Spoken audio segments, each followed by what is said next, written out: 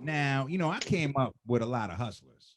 You know what I mean? And in those times, I've noticed hustlers and the cats that think illegally are like 10 steps ahead of most industries.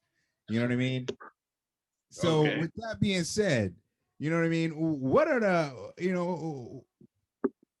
okay, so is it possible for you to get robbed of your Bitcoin? And I would think if someone could do that, they could take all of some, you know what I mean? Like it just seems because it's a digital, Are there safeguards? Are yeah, there are they safeguards? to it? Right. How I do know you you said the stop yourself wallet. somebody like running up on you like, yo, run your run your bits? Right. You know what I Or mean? even Well, better let yet, me touch on that. let me say this. Not even saying run your bits. They walk up to you in an internet cafe and cut Tap on that little device they had, that Bluetooth searching device, and Mhm. sap all your Cash App Bitcoin. Can they do that? No, no, you can't do that. You can't do that part. I want to touch on the part where he's talking about hustlers and criminals. Just, I like to put this out there that the high net worth individuals are the biggest criminals of all. I always tell people JP Morgan Chase just got a RICO charge, okay, for Wow. manipulating, trading of silver and gold. So they are criminals. They are the real Number criminals. one. But Number you one, say they're to criminals. somebody, they're the number one criminals. So can somebody run up on you? You got to give up the keys. So that's basically what it is. If somebody put a gun in your head and say, I need your crypto keys, like you could give it to them or you could not, but they can't steal it from you. It's your intellectual property. It's your keys. You have to give the alphanumeric keys over to somebody, right? So if somebody knew that you were a type of person who had a lot of Bitcoin, then maybe you would be a target of somebody saying, "Hey, we just come in, Suge Knight style, hang you over the balcony until you get the keys up," right? So maybe that's when you have to maybe be more strategic with your cryptocurrency. Maybe you got a little throwdown account that's got a few, a little bit in it. You can give up that key. You might have your crypto stored because you can have it stored by a company, and they will have custody of it for you. So yeah, you have to give it up. They can't steal it from you. If you have it on a ledger and somebody steals your ledger, then you're in trouble. And the ledger just looks like a little flash drive, right? So I keep mine in a cold storage wallet on the internet. I don't keep a ledger. Anything can happen. You can spill coffee on it. The kids could break it or something like that. So I keep mine in a cold storage wallet and about 5 or 6 different cold storage wallets. And you just break it up like that. You just move. You keep it. It's like how the bank it's insured for 250,000 by the FDIC. If you had a whole bunch of money, you wouldn't keep it all in one bank, right? You put a little bit here, you put a little bit there. That way, it's safe, and you can't really. If somebody does come for it, they won't get everything. Everything. You never have all your eggs in one basket. Yeah, so you want to keep it in different places, in different spots.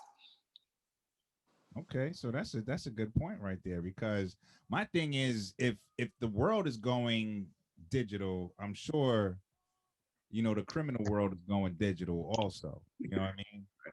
And I remember cats putting me onto stuff like I'm like, damn, how did you even think of that? So the stuff that's going on now, I wouldn't even be able to fathom. You know what I'm saying? I'm sure that there's all types of things going on, and people are, you know, by all means, they're a little tentative to try and get involved in a world that they don't understand. Especially, a lot of people they're like, okay, I don't even really mess with Cash App like that. You know what I'm saying? Right. Like I don't trust Cash App, Mm-hmm. and then now you telling me to put my money in something that is, as far as using Cash App to invest in Bitcoin. You know what I mean? So it's Right. just actually trying to get them to know that there are safeguards involved and Yeah, things. definitely. There's companies who will hold your Bitcoin for you in case so you don't lose the keys or something happens like that. And you just have to pay a small fee, but It's worth it. yeah, it's worth it. It's worth it if you're worried that you might lose the keys or you can't remember. Because a lot of people, you see the stuff. A lot of people out here losing their keys.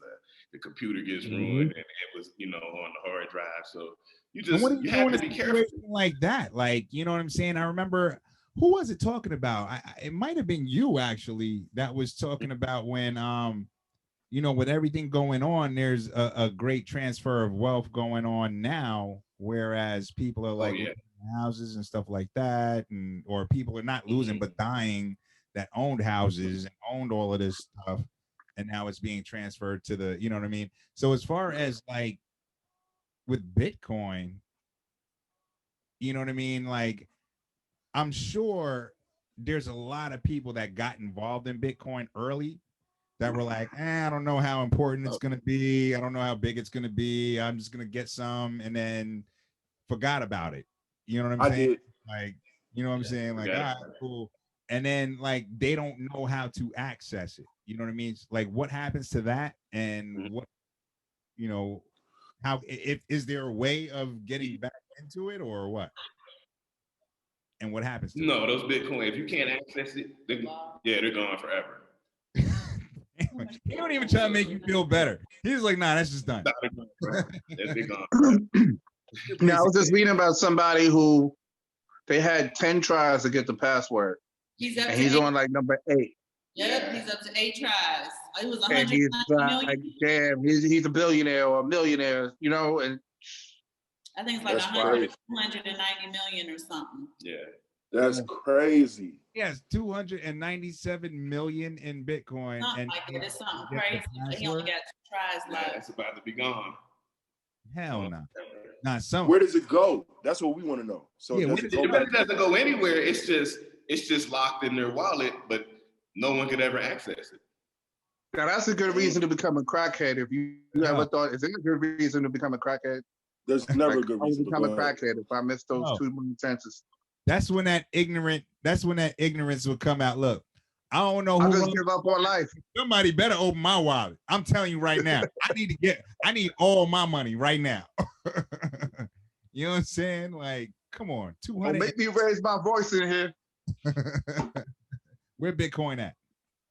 You know what I'm saying? You can't. You gotta have the Bitcoin and you put it in cold storage. You have to like guard those keys with your life. You have to.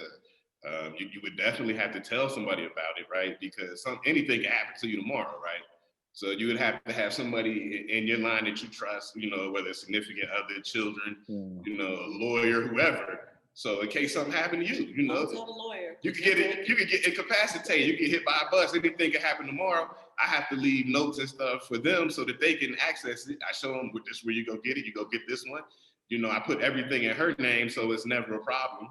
You know, because typically as it goes, the husband will always die before, you know, the wife more times than not. So if something happened to me. We're going to discuss that more on No Man Mondays. No Man Mondays. So, you know, if something happened to me, they got all the keys, they know where to get them. I show my older son, I leave it, you know, directions, like, here, you go here to get this, you go here to get that, you go here to get that. A lot together. So God forbid we went at some time. You gotta have Sean it. gotta know how to Right. access it. I never travel with my MacBook, so just in case we have the iPad with us, because we do use it for Spotify. Everything can be recovered by Sean. Can I ask? Let me ask this. I mean, both of y'all were in the military. Is this from like military training, or are y'all just like this? And, I think it's a little military too, though. I think it's got to be some military. Military That's has no discipline effect there. on me whatsoever. None. Yeah, because I'm not that disciplined. I could lose that shit on my bed. Yeah, you know what I'm saying? I think it's, you know, Right. to me, I'm a very meticulous person, and I try to keep stuff in order, and you know, I'm very organized. And That's military. Military. But I was Y'all don't learn that. I was like that. I was like that as a child. I used to have my little room organized, and my toys organized, and you know, I didn't like Don't play with my G.I. stuff. Joes. So Cash, you was a cat like, don't touch my hydrofoil. Yeah, that's what people were. Come on. They want to play with my toys. I'm like, nah, I got them set up how I like them right now. We lived in Cincinnati, and I used to be mad at him. I would just kind of like move pictures a little bit, just tilt stuff the wrong way. Oh my God. Of the decorations. That's so and stuff. He cute. would come home from work. Who is moving everything? So you don't knock stuff over, you just move it a little bit. You see his face? little You see his bit. faces now? My man was like, like I got a chessboard in my office, and one, my young son, he'll come down and move all the chess pieces just because it made me mad, and I got to He's move them back. three. He's I gotta 3 move years him back. old. 3 years old. But the problem is the 3-year-old is just as meticulous as the daddy. Yeah, So if Simon's got a chair, I call it the papa chair in our bedroom, and he always sit in the papa chair. I sat in the chair to put my sneakers on, and Tina was like, "No, mommy, no." Don't be sitting in daddy's chair. You sit over there where you always. If I lay on Simon's side of the bed and the baby's in the bedroom playing with us, he'll tell me to go back to my side of the bed. Damn. now see, we're trying to set standards that people can live up to. You know what I'm saying? Everybody's not going, you know what I'm saying? Well, yes, you will be. Just like you wouldn't leave your checkbook, not that we have checkbooks now, but you know how you have your account number and your routing number? Yeah. If it required you to know those numbers in order to get your money out the bank, you would. You would do whatever it took to do whatever you need to do. So I don't want to hear that. They should do that, but they don't. All I need to know, I don't even But know. people do, right? And those who do have and those who don't have.